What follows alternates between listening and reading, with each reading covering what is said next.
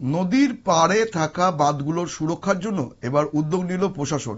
ভারী যান চলাচল নিষিদ্ধ করা হচ্ছে এবং রাজধানী আগরতলা ইন্দ্রনগর সহ বিভিন্ন এলাকায় বাঁধের ওপর বসানো হচ্ছে হাইট বার।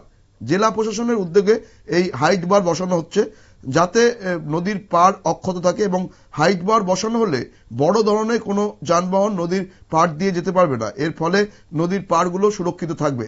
এই বিষয়ে শুনে নেব সংশ্লিষ্টের বক্তব্য।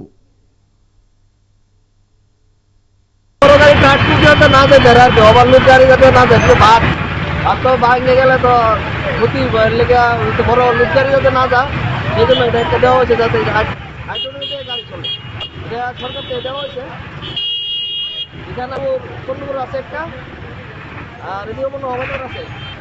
এটা বড় ব্রিজ সংলগ্ন বাঁধ। আমরা শুনে নিলাম সংশ্লিষ্টের বক্তব্য। তিনি জানালেন যে নদীর পাড়ে থাকা বাঁধগুলো সুরক্ষার জন্যই এই ব্যবস্থা নেওয়া হচ্ছে।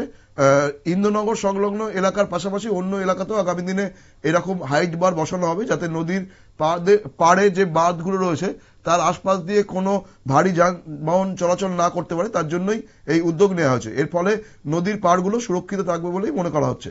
নজর রাখবো পরবর্তী খবরের দিকে। তার আগে নিয়ে নেবো ছোট্ট বিজ্ঞাপন বিরতি।